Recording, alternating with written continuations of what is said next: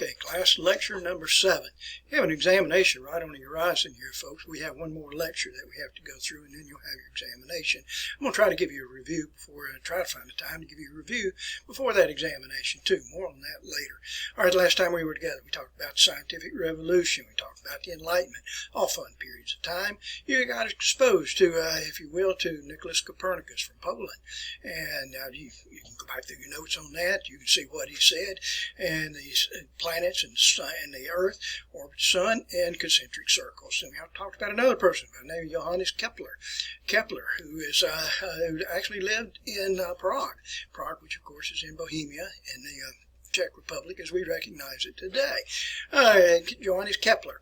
And along the way here we mentioned that Francis Bacon, and knowledge is power. And that's kind of interesting there with the Baconian thought. And we mentioned that about René Descartes, who was French, by the way, cogito ergo sum, I think, therefore I am. Interesting individual. All right, moving right along here, folks. Some other scientists that we mentioned was that of William Harvey. And then we went into the Enlightenment. You should be very, very familiar with Voltaire, the, shall we say, the prince of the philosophies, the personification of the Enlightenment period of time. I do not agree with a single thing that you say, but I will defend to the death your right to say that. We mentioned Denny Diderot, who put out the best accumulation of facts in that century. He wrote Encyclopedia, 17 volumes and 11 illustrated plates here. And we mentioned a couple of other individuals there, to include Cesare Beccaria on crimes and punishment. And you learned everything you ever wanted to know about how to torture somebody, and I say that facetiously, and thank goodness we don't have that in our country today. Unfortunately, in some parts of the world, they undergo extreme measures in torture.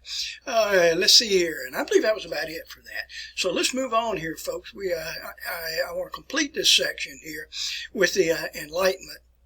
And then we're going to move on into the French Revolution. There's at least 2 lectures involved in that, So I'm going to be really pressed for time here, not only today, but particularly the next time that we get together here.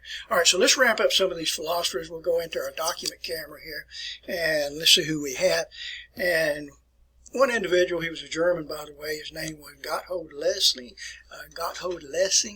He wrote this piece, which is called Nathan the Wise, in which he actually said, that Judaism and Islam and Christianity, none of those are any better than the others. All of those religions are equal, according to Gotthold Lessing.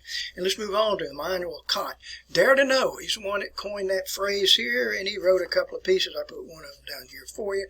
The Critique of Pure Reason. He also wrote the Critique of Practical Reason. And if you put all this together here, folks, that pure reason cannot prove the existence of God, but pure reason cannot disprove the existence of God. All right, on we go here, folks, with some of the other individuals. This was also a period of scientific revolution here. I mentioned to you the other day about William Harvey describing blood circulation, but he could never prove that blood actually circulated because he could not find the microscopic capillaries. But Marcello Malpighi was able to discover capillaries and put the conclusion here that blood actually does circulate. Other individuals here, John Swammerdam, or I guess you should pronounce it Jan Swammerdam, was able to visualize red blood cells. You probably have seen red blood cells under the microscope before. And since we're talking about the microscope, who developed the microscope? And that individual that did that was Antony von Leeuwenhoek. Put a little German pronunciation on it there, folks. Antony von Leeuwenhoek. And he developed a microscope, and I was actually able to visualize sperm cells and bacteria. On we go. One of my favorite individuals in all the years I taught biology, and I taught biology for about 24, 25 years here, folks. One individual, I always pronounced his name as Carolus Linnaeus. I understand some people pronounce it Carl von Linné. And he developed this scientific nomenclature. You know what I'm talking about with that, and I'm not going to try to give you a biology lesson here, but this is the use of the genus name and the species name, like Homo sapiens, homo meaning the genus name, sapiens is the species name, Felis Leo, which is a scientific name, if you will, for a lion, Felis cats, what it actually translates to mean, and Leo is lion. Scientific nomenclature. Let's see what else we had here. All right, I want to move into a section here on music. get this position right where you can actually see this. And the types of music that we had at that time, we had Baroque music, and we also had classical music. And Baroque music, this is highly embellished music, by the way. But before we get into this, I mentioned a couple of these musicians. Claudio Monteverdi, I'm not going to hold you responsible for him, was one of the earliest of the operas. Claudio Monteverdi, and let's mention a few others there. Some of you probably are well more familiar with this than I. I love to listen to Baroque music and classical music, but I'm no musician myself. But Johann Sebastian Bach, he wrote these two compositions here, one of which is known as Israel in Egypt, and he also wrote another one here, which is Judas Maccabeus. All right, so let's move on and see what else we have here. In addition to Bach, George Friedrich Handel with the Messiah. And let's see if I have a likeness here. If you were in my class right now, we would have I would have this out on display. Some of you will see it anyway if you are in class with me. And anyway, showing you a likeness there of Handel, Messiah. All right, let's move right along with some of the other individuals that we have of this period of time. Joseph Haydn, who is the father of the symphony. And composed this symphony, which is called Surprise. Some of you probably are very well familiar with. And then one of my favorites here, and I like this guy very, very much. You probably are familiar with him. His name is Wolfgang Amadeus Mozart. Let's see if I have an article here showing you a likeness of him. And this is what he looks like right here. A child prodigy, if you will. And we'll have more on that in just a few minutes here with Mozart. A child prodigy. Let's put out another likeness here of him.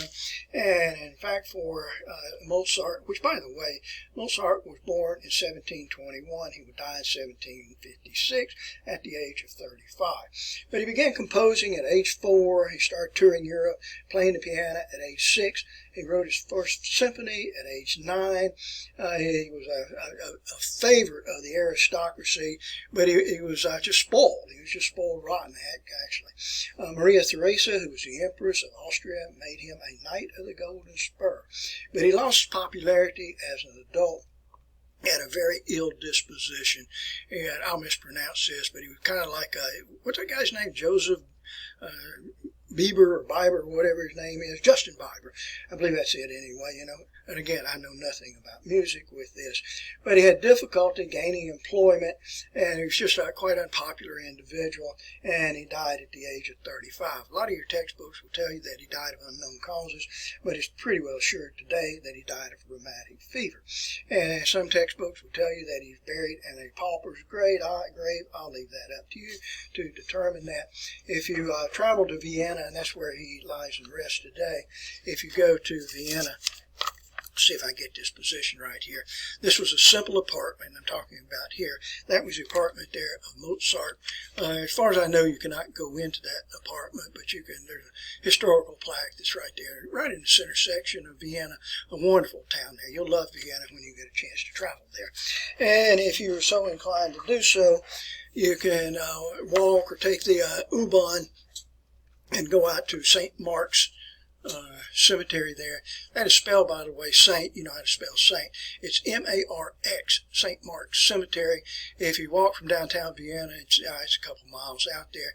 And then just give the cemetery, it's an old cemetery there, and give it a search there, folks. And if you can read the signs in German there, it points you in the right direction up to Mozart's grave. So, is it a pauper's grave? I don't know. Some people say that Mozart is not buried there because the cemetery has so many burials in there that supposedly they keep people in the ground, you know, for 2 or 3 years, and then they remove the bones and destroy the bones, and then somebody else is buried in that same grave. So I don't know. But anyway, this indicates the site of where Mozart was buried. Let's see what else we have here about Mozart. And here's a likeness here. One of his compositions was that of Don Giovanni. He had others. I think I wrote these down for you, and I'll show those to you in just a second here. Here's another article here that deals with Strauss. Strauss, by the way, has a statue just a couple of blocks away, you know, from the central section there in Vienna, Austria. All right. And then some of the compositions that Mozart produced: The Marriage of Figaro, The Magic Flute, Don Giovanni, is what I was showing you a minute ago, and then Eine kleine Nachtmusik, One Small Night Music. One Small Night Music is what it actually translates to me. All right, so anyway, and that's a section there on the Enlightenment, folks. And now I want to move into a different section entirely, and we're going to go into the French Revolution. It's a big topic here, folks.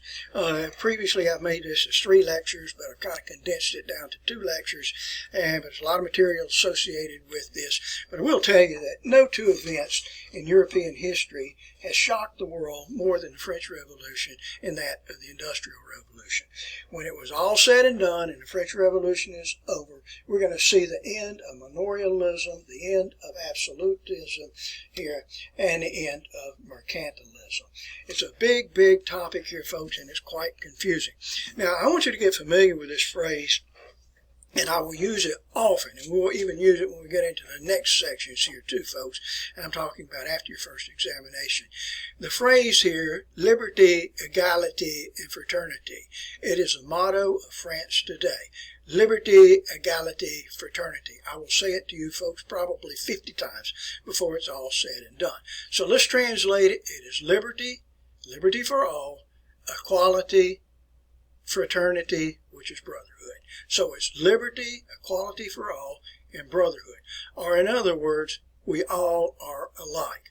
Everyone is alike. And that's going to be the basis here of the French Revolution here. And I would ask you this in class, do we have that today in our country? And I would hope that we do. I don't think we do, but I would hope that we do. All right, so let's go back here and let's take get a foundation here, get a foundation, a basis behind this of why the French Revolution actually took place. Now, France was the largest nation in Europe, in Central Europe. It is located in Central Europe. France has a population of 20 million to 26 million, and it went up 6 million in less than 100 years. So any type of discourse or revolution that we're going to have in France, it's certainly going to affect the remainder of Europe. And you're going to see that to take place in a quite big way here, folks. Now, France has some problems. Much of the problems here is that with its aristocracy. Now, many historians have argued what was the cause of the French Revolution. And a lot of people will tell you that problems with this was a class conflict. All right, so we had the aristocracy here. Here we go with the class conflicts too. Now, in France, not all men are created equal. Let me put it this way. All men are not created equal. I would like to think in our country today, in the United States of America, that we all are created equal. Certainly some have better advantages than others. Others may have less advantages. Maybe they didn't get an education. Maybe they just didn't work hard enough. Maybe they were not ambitious, whatever the case may be here. But all men are not created equal in France at that time. Don't forget what I said a few minutes ago, liberty, equality, and fraternity. Now, the king of France at this time is Louis XVI. Louis XVI, whose reign will be from 1774 to 1792, and this is what he looks like here. All right, he is a Capet. He's just like Louis XV, his dad, Louis XIV, I think it was his grandfather, great-grandfather, I believe it was anyway. And I'll tell you that when Louis XVI became king, he was not even really interested in that. He was a little bit immature, so to speak, here, liked to play with boats down in the water, and he was just not really interested in being the king. But nonetheless, there he is the king. All right, so, and by the way, if you're following along in your textbook, I'm on page 589, 588 in that section there, and I believe it is chapter 18, and it is chapter 18 if you want to follow along here.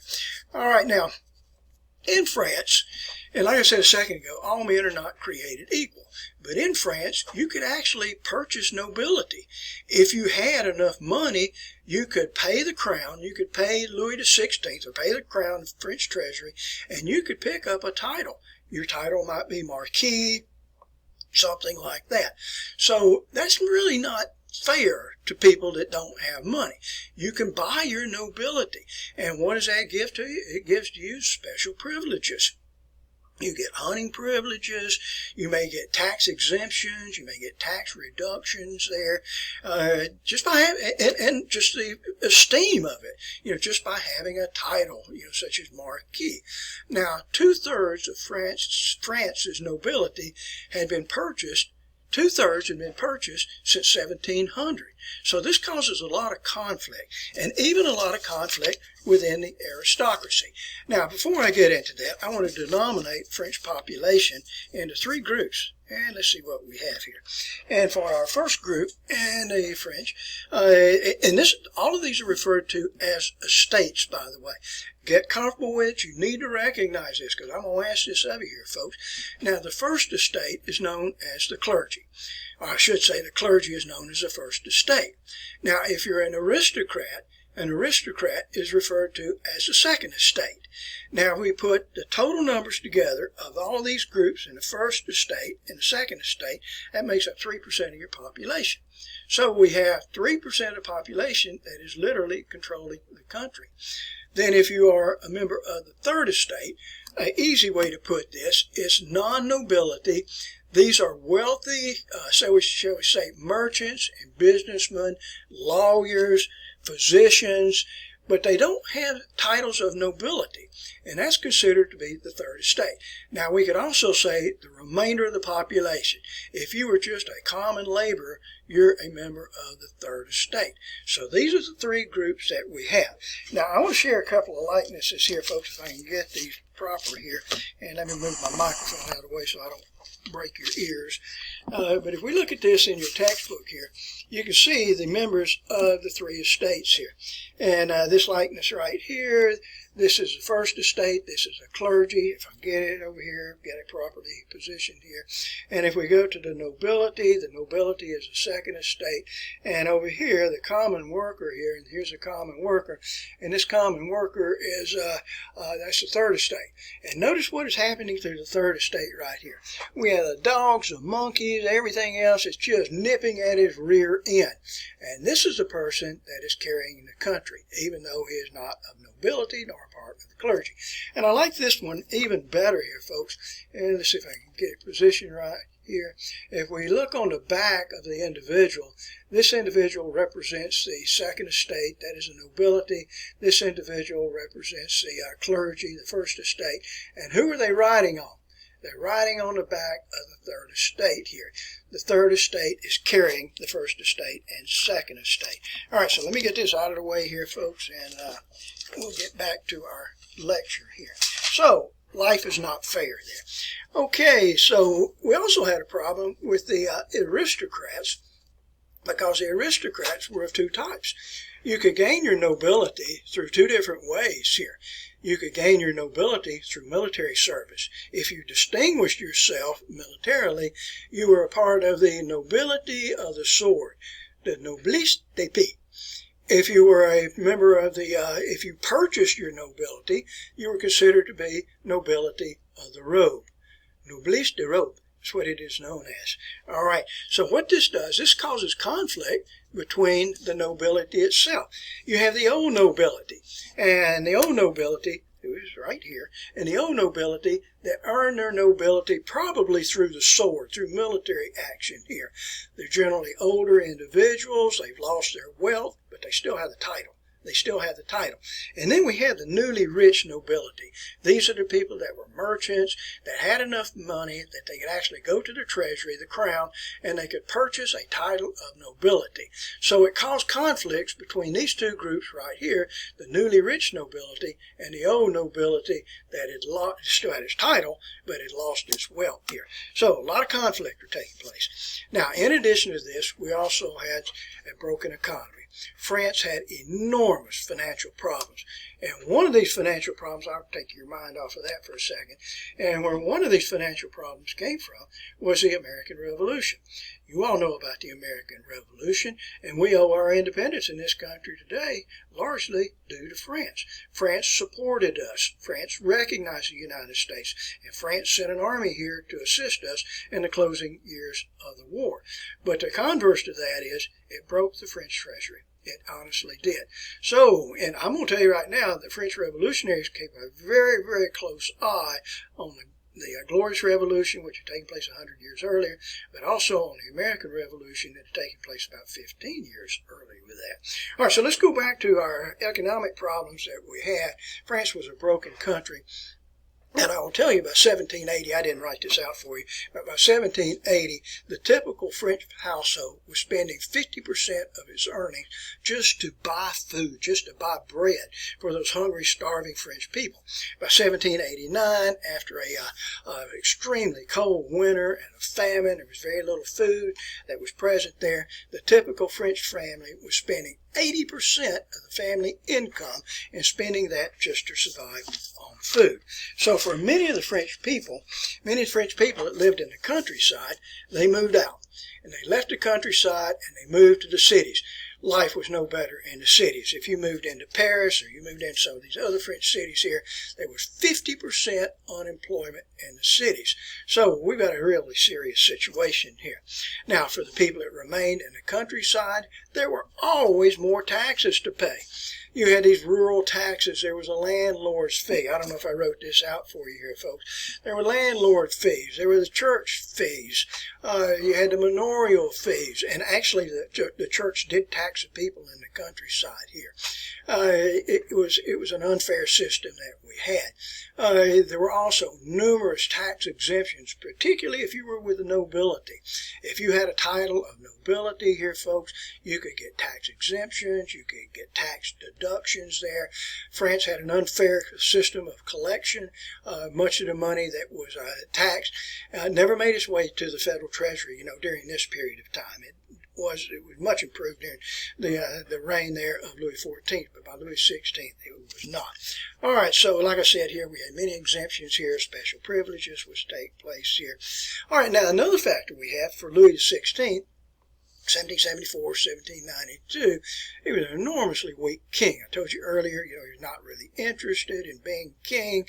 He just took it kind of lackadaisically, if you will, with that.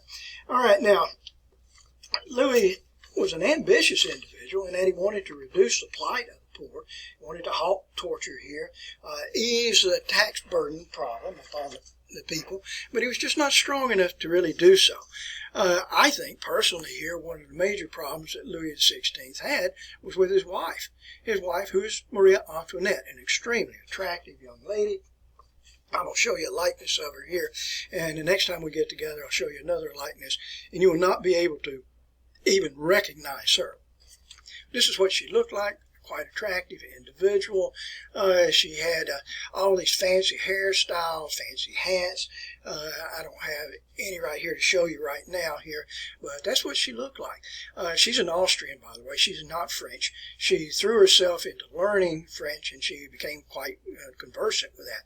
But she was an Austrian. She's a Habsburg. Maria Theresa was her mother. You've heard me talk about Maria Theresa herself, but I think it was, I don't even remember the exact age. It was something like age 14. She traveled by carriage. It was a prearranged marriage, and she was to be the wife here of Louis XVI, who was not even king at that time. And so she traveled from Schönbrunn Palace, which was her summer home anyway, and then went to Versailles, went to the palace at Versailles. Like I said, she threw herself into this. She would later be queen, of course, under Louis XVI. The queen's responsibility is to have children, but they did not have children, which people in France, looked down upon that. Actually, what happened was, the problem was with Louis XVI. Louis XVI had the same condition. You remember with Catherine the Great and Peter, Duke of Holstein, later Peter III, Russian Tsar, he had a condition called phimosis, in which the prepuce could not be retracted there. And so it makes sexual activity extremely painful, so they had no children. But like Peter III, Louis XVI, was circumcised, and when he was circumcised, and they did eventually have 3 children. And I may at a later time show you a likeness there of those 3 children, along with Maria Antoinette. People refer to her as Madame Deficit. She knew how to spend money the old-fashioned way here, folks, and I am telling you, she spared no expense here, always having these elaborate parties, these lavish banquets. And in fact, if you go to the Palace of Versailles, you have to buy a special ticket for this, but you can actually go to the village that was created expressly for Marie Antoinette. It was like her own community, her own home there. And that's where she would have her parties, and also on the main grounds there at Versailles too. And of course the rich, the aristocracy, would be invited to the parties. Extremely expensive. And who pays for this? And you know who pays for this? The third estate pays for it, you know. And like I've already told you here, we have a broken economy in France. So back we go here, folks, and let's see what we have here. All right, so that was a major, major problem. So if we put all of this together here, folks, we've got a weak king. You've got a weak economy, excessive taxes, starvation of the people, population is too high. We have class conflicts, there's unemployment. You're just asking for a disaster here, folks. And I'm telling you, many historians, myself included with this, but many historians see the United States of America going in this same direction here.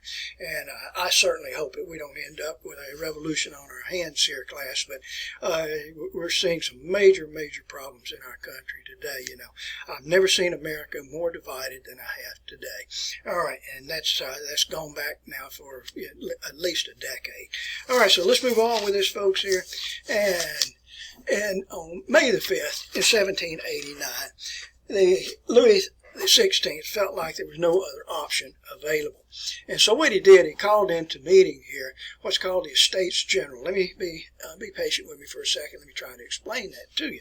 Now, what the Estates General is, it's a conglomerate, if you will, a meeting of the First Estate, Second Estate, and the Third Estate.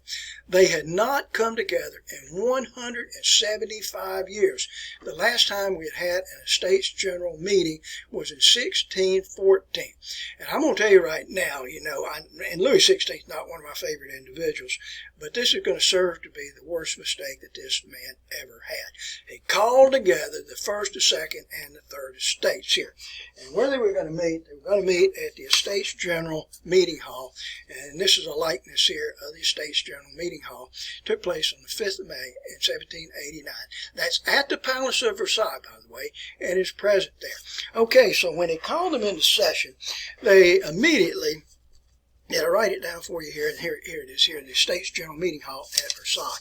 And when they were called together, they came to a resolution that the king has no authority to arrest and to imprison arbitrarily, and the king has no authority to impose taxes on the people without the approval of the Estates General. France began to break down. France began to experience bread riots in the streets of France itself, particularly in places such as Brittany, Flanders, Provence, very similar to what we have today, except in our country we're not having bread riots, we're just having wholesale protesting and looting within the streets here. All right, so France began to break down. All right, let's continue on here, folks. And the Third Estate, I need to give a little explanation to this. The Third Estate wanted their vote to be doubled. And what this is referred to as is doubling the third. Now, the way it worked in an Estates General meeting, the First Estate had a vote, the Second Estate had a vote, and they voted separate now. They voted separate. And the Third Estate had a vote. So we had three different votes that were coming in. Now, the Third Estate makes up 97% of the people, but their vote counts the same as the First Estate and the Second Estate. It's not fair. And what would happen here is that the First Estate and the Second Estate would always vote together. They would vote to concur on the same bill or whatever it was here. So why even have the Third Estate? Because the Third Estate is always outvoted. In fact, many times the Third Estate doesn't even get the opportunity to vote because the First Estate and the Second Estate has already decided, made a determination of what the outcome will be. And so the Third Estate, and gosh, if you hadn't listened to me throughout this course here, folks, throughout this lecture here, you'd be completely lost. So the Third Estate demanded that their vote be doubled. And if their vote is, and to vote at the same time the first estate and second estate meets there. All right, so and that's just only fair to do that. And at first the king, Louis XVI, said no doubling of the third, and then he changed his mind and he said, yes, we will double the third estate's vote with that. So that made him appear very weak and vacillating in the eyes of many people. Then the third estate declared itself as a true government of France and declared itself as a national assembly. All right, so let's move on here. So when you read in your supplemental reading article here, folks, and the title of that article is called What is the Third Estate? It is written by the Abbé Emmanuel XVI. I don't think I wrote his name out for you here, and I did not here. And the question is, this will be a question on your examination, what is the third estate? And in the words of Abbé Emmanuel XVI, the third estate is everything. The third estate is everything. At first, before the French Revolution, it was nothing. But now it is everything. Now, on this date here, which is considered to be the beginning of the French Revolution, it's the 20th of June in 1789. And what happens here is the Third Estate, the National Assembly, was going to meet, come into convention at the Estates General Meeting Hall at Versailles. But when they arrived there, somebody had locked them out. There was no way that they could get in. And I think this was intentional to keep the Third Estate and the National Assembly from actually meeting. So what they did, they crossed over to a nearby tennis court. It was actually an indoor handball court, but people call it the tennis court here. And that's where they delivered an oath, which is called the Oath to the Tennis Court. The oath of the tennis court here. All right, it's a serment du jeu de paume. The serment du jeu de paume, if you say it in French. And here we see the members of the Third Estate that are all meeting here. You can see the Abbé Emmanuel XVI here. Do I have him here? Here he is right here. You can see there's a representative here from the First Estate, representative from the Second Estate. And there was one dissenting vote, and it's this individual over here. If you look in your textbook on 591, you will find that too. All right, so this is the Oath of the Tennis Court here, the Serment du Jeu de Paume, and I don't even think I wrote that out for you. Let's get my notes back together because I moved them all around here, folks. And anyway, okay, so we're going to begin the first stage of the French Revolution, and this first stage, which will start in June 20th in 1789, and it will last until August of 1792. All right, at this time, the future of France is in the hands of the Third Estate, or the National Assembly. Okay, now I want to introduce you to a group here, and these are members of the Third Estate, but they're the common workers. They're just the common workers and laborers on the streets of Paris and the streets of the other cities here, and they refer to themselves as the sans-culottes. The sans-culottes. All right, I want you to recognize this. Now, you saw from the illustrations I showed you a little bit ago, I hope you noticed there, the short pants. Now, pants are referred to as culottes. Pants are culottes. Now, if you have sans-culottes, that is without the short pants. So these are the individuals, these are the men that wear the long pants, and the long pants are the working pants. Long pants are the pants that workers, that most of the laborers have with that. The culottes are characteristic of the aristocracy. And I hate to tell you this on myself here, folks, but and I'm probably older than most of you good folks in this class by a few years anyway. But when I was growing up as a teenager, and I'm embarrassed to tell you this, the fashion at that time for young boys was to wear culottes. And we did. We wore these knee breeches and had little buckles down on the knee there, and you would strap those in place. And by today's standards, you look rather ridiculous, but that's what all the boys wore during those times. Those were culottes.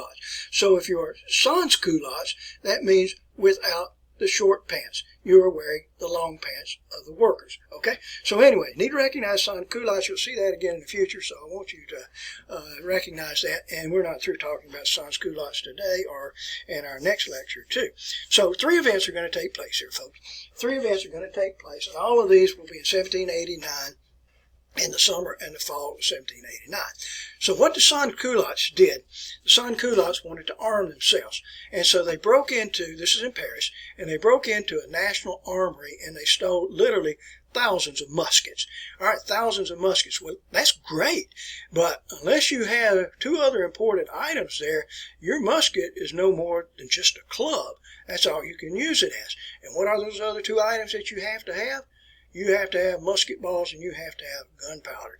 And so the sans-culottes didn't have that, but they knew where the gunpowder and the ammunition and musket balls were, and where they were in an old fortress which is called the Bastille, and an old fortress there. So on this date here, on the 14th of July, 1789, it's a day recognized as Bastille Day today. It's celebrated every year. It's like Independence Day in our country, but in France they celebrate on this date, 14th of July, Bastille Day. You know, shops close. It's just like 4th of July here. And that's where the sans-culottes stormed the Bastille. It was guarded by officials from the French government, and actually 98 sans-culottes were killed before they actually broke inside there. And that's where they got their gunpowder, where they got their musket balls there. They killed most of the guards. The French have a nasty habit here, folks. The French have a nasty habit. I don't understand this, but they love to decapitate individuals and then take the decapitated head and place it on a pike and then march that pike through the streets here with the head displayed there and dripping the blood from it. And that's what they did to the governor of the Bastille and many of those guards that were present there. Here's what, oops, I counted right backwards here. The Bastille does not stand in place today. The Bastille was destroyed during the French Revolution. And what you're seeing here, let me go back to the camera here. And what you see here, this is a roundabout, if you understand what a roundabout is here. But that's all that remains of the Bastille today. And I mean, that's just a statue erected in place. Okay, so let's move right along here, folks, and see what else we have to take place. The second event in the first part of the French Revolution involves what is called the Great Fear. And in Great Fear, this is when city people, rural people in the countryside, actually went into the manor houses. The manor houses are like courthouses, and they destroyed all the taxation records here. It's called the Great Fear. So when all the taxation records are destroyed, you don't have any idea who's paid their taxes, who has not paid their taxes. Now, the third event that's going to take place takes place in October. It's the 5th of October, 1789. It's referred to in history as the October Days. 20,000 women, and these were working women. Many of these women were big women. They were strong women. They were fish cutters, women that cleaned the fish here. They had these fleshing knives that were for use for dismembering the fish and cleaning the fish here. And 20,000 of these women actually marched out of Paris and literally marched the 12 miles to the palace at Versailles. That's where King Louis XVI, where Maria Antoinette were present there. You can see from this likeness here, these are the women here. This is a little bit later, but they arrived at the gates of the palace at Versailles. The gates were closed, they were locked, and they were demanding to see the queen, demanding to see the king, and the guards there would not let them in. And then we really don't know what happened, but somehow the gate got open, or the fence gate was knocked down.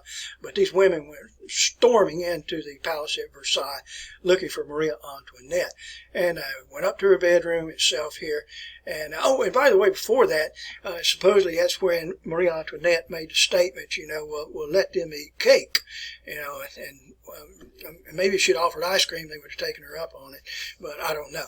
But anyway, they went up into the bedchambers there of Maria Antoinette. She did not sleep with her husband.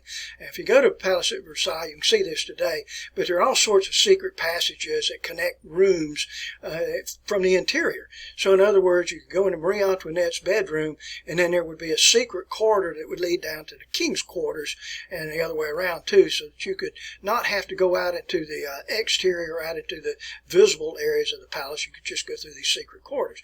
And when Maria Antoinette heard them rushing down that corridor, she went through went into the king's chamber through those secret passages, and the women did not know she did that. So when they went into her bedroom, they just took these flashing knives and just carved her bed into pieces, just slashed it over and over. But anyway, the women finally did get the king to come out and talk with them, and they demanded that the king and the queen go back to Paris itself and take up residence in what was called the Tuileries. That was the old palace, before the palace was constructed at Versailles. And that's what you're seeing right here, these women with pikes. And by the way, they cut off the heads to the guards, many of the guards, and when the king and the queen were being carried back, transported back to the Tuileries in Paris, they had the heads of the guards, and the king and the queen knew them very, very well, and had the heads of the guards, the decapitated heads, mounted on those stakes there. All right, so anyway, so the king and queen are taken back to the Tuileries, and did I write that word out for you here, folks? And here it is, the Tuileries here, and that's where they were literally placed under house arrest. All right, and let's move right along here, folks. All right, so following this, we're going to see the destruction of privilege to take place, and what I mean by that, the tax exemptions, the tax reductions are going to be eliminated for the nobility. They lose their hunting privileges. There's no longer is it allowed to purchase nobility itself. All right. It was during this time that they also recognized, the French government, the Third Estate, recognized the Declaration of the Rights of Man and the Citizen. Basically what this means is that you have the right to freedom of religion, freedom of speech, freedom of press. It's just basic rights there. Let's see here. We're going to see the second stage of the French Revolution to take place here, August 1792 to July of 94. Okay. Marie Antoinette, on the other hand, continued to communicate with her brother. Now, her brother is the Emperor of Austria. He's Leopold II. All right. He's also the son of Maria Theresa. She was doing this secretly. She was writing letters to her brother and having those letters carried out of France, making their way over to Vienna. And the communication was taking place very secretly like that. The king and queen are literally under house arrest. And Leopold II encouraged Marie Antoinette and 3 kids, and also the husband, Louis XVI, to escape. And sure enough, they did.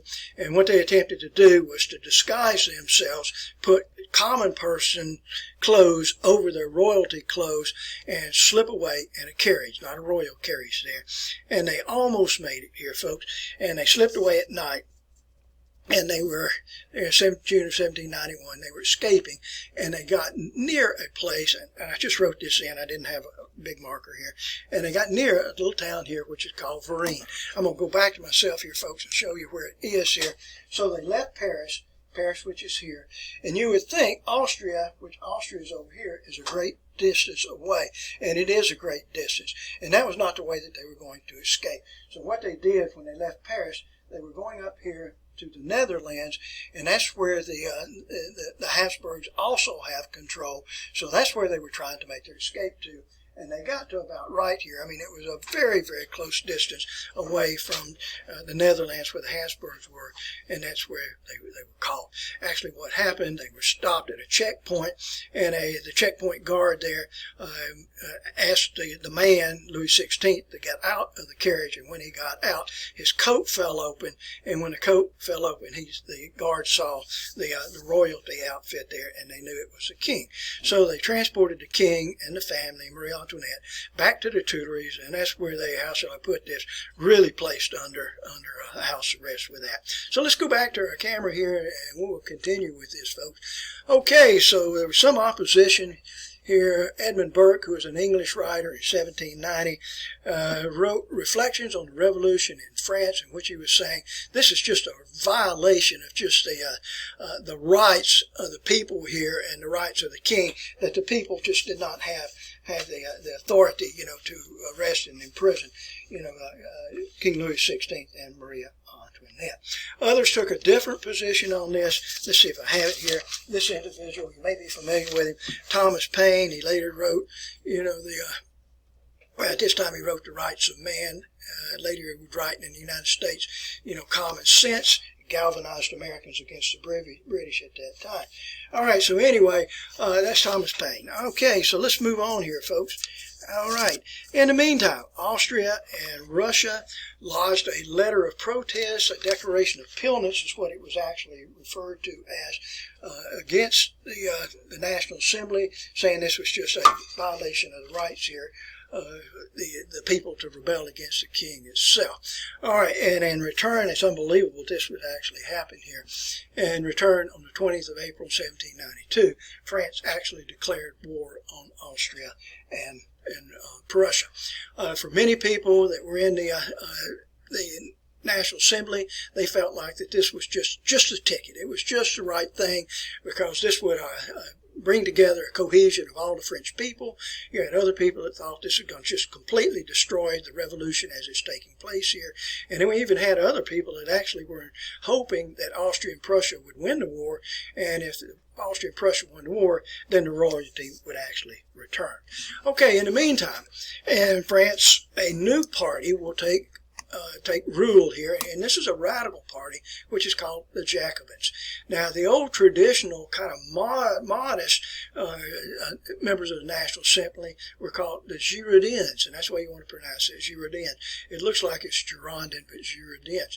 But the Jacobins took charge, so to speak, much more radical here, folks. A person I'll mention to you the next time we get together, Maximilien Robespierre. Robespierre was one of the principal leaders here. Okay, so the war didn't go very well here at first here in Austria and Prussia. We're right at the gates, if you will, to Paris. And when they arrived there, the sans-culottes actually panicked with this because the rumors were that the king, the queen, and all the members that had been in prison here that were supporters of the king and queen, would all be freed. So for the sans-culottes, they ended up going into these incarceration facilities. Sometimes they would be churches because the prisons were all full. And they went in, conducted these hastily conducted tribunals, and there was no doubt to the outcome to this, and what they actually did was just kill just thousands and thousands of these people that were in prison there. This is referred to as the September massacres. Now, most of these individuals were killed just by either stabbing or just cutting their heads off with an axe, or just literally beating those individuals to death here. Okay, so following this, we're going to see the emergence of the First Republic, 1792 to 1799. And taking over from the National Assembly will be a new group, which is called the Convention. I just wrote this in a few minutes ago. All right, in the meantime, with the Jacobins and the Convention, King Louis XVI is going to be placed on trial. Is there any doubt in your mind whatsoever the conviction or the conclusion of this? Will the king be found guilty of treason, or will he be innocent? And we all know what's going to take place. He's going to be found guilty of treason. So on this date here, which is the 21st of January, 1793, the king is taken out. The night before, he said his goodbyes to his family here. He promised that he would visit them again the following day, but he just did not have the courage. He was just a broken individual. And so they took him out to what we refer to today as a Place de la Concorde, or some people refer to it as the place of the revolution here, Revolution Square, and that's where they took him out. This is what it looks like today here. It's a huge, huge roundabout. It's not too far from where the Tuileries are, and they took him out there, and you can see the likeness in your textbook of the beheading that took place here. Okay, and they cut his head off too. All right. The way in which they did this for the royalty, if you were a person that was upper class, you just didn't have your head cut off with an axe or you're stabbed to death, but you actually went to what's called the guillotine. The guillotine, I don't even know if I had that. I do have it spelled out for you. It was developed by a person by the name of Dr. Guillotine, and it was designed as being a merciful way of execution of somebody, a painless way of execution. Remarkably, we've had nobody to ever come back and reply whether it was painless or whether it was not, And so we really don't know about that, if it's painless or not. It is very quick. People refer to it as a national razor. I will tell you right now, it will cut you close. And it works simply like here. Here's another guillotine. One of the included videos shows you the decapitation of a pumpkin, I believe it is anyway, and you can watch how it works here. But the individual, let's see if I can get this right here. The individual is placed abdomen down, belly down, and thoracic cavity down. And then this part here actually slides. So once the individual is tied to this, strapped to this, then it is moved like this. The head goes through the opening here, and then this part here, I can't see this right here, is then moved into place. And when it is moved into place, this holds the head steady because you don't want any movement with that. The hair is cut, and the hair is cut very, very close in the back so you can have no obstruction of the national razor. The national razor is right here. And the executioner stands to the side where the lanyard is right here. And the executioner actually pulls the lanyard, and when he does so, then the national razor display comes straight down here, and it will take the head, and it's just very quick. Lops the head off. Down below this, not shown here, in this position here, there's a basket, and this basket which will catch the head, and of course blood is going everywhere with that, you know. So you can imagine it later as we get into the Reign of Terror, and you're having just hundreds of these executions done each day. It's just nothing but a soupy mess. So for Louis XVI, I mean to say here, after he was executed, they took the body, and you can actually go to the burial site today. I've not been there, but it's about 5 miles outside of Paris, in a church there, and that's where the cemetery holds the remains here of Louis XVI today. Sometimes we have people with sick minds here, folks, but if you do a little research on this, when they place the king, the body of the king, in the coffin there, they took the head of the king, put it between his legs. I'll let you use your own imagination for that.